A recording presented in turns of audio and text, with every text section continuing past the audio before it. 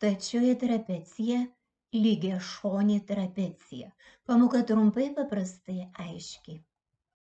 Prisiminkime, kas yra trapecija. Trapecija tai keturkampis, kurio dvi kraštinės yra lygiagrečios, o kitos dvi yra nelygiagrečios. Trapecija, kurios viena šoninė kraštinė yra statmena trapecijos pagrindams, vadinama stačiaja trapecija.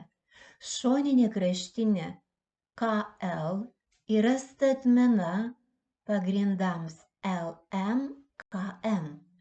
Todėl kampai K ir L yra statieji ir kiekvieno jų dydis yra lygus 90 laipsnių.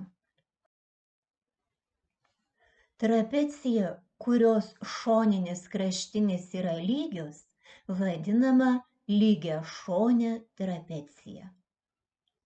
Šoninės kraštinės A, B ir CD yra lygios. Todėl trapecija yra lygiašonė. Lygiašonės trapecijos kampai prie pagrindo yra vienodo dydžio. Kampas B yra lygus kampui C, kampas A yra lygus kampui D. Jei nubrėžtume įstrižainės, jos būtų vienodo ilgio. Duotoje užduotyje reikia apskaičiuoti lygiašonės trapecijos nežinomų kampų dydį. Kampas A yra lygus 70 laipsnių. Tai ir kampas D bus tokio pat dydžio, tai yra 70 laipsnių. Iš visų kampų sumos, tai yra 360 laipsnių, atėmus kampą A ir kampą D, tai yra 2 kartus po 70 laipsnių, gausime kampo B ir kampo C dydžių sumą. Tai yra 220 laipsnių. Apskaičiuojame, kam lygus kampas B ir kampas C.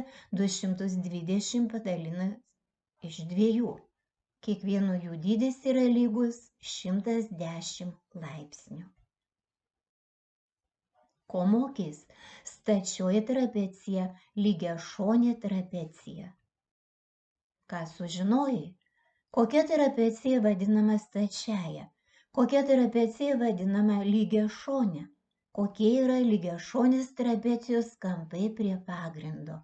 Jei atsakei šiuos klausimus, tau puikiai pavyks atlikti užduotis.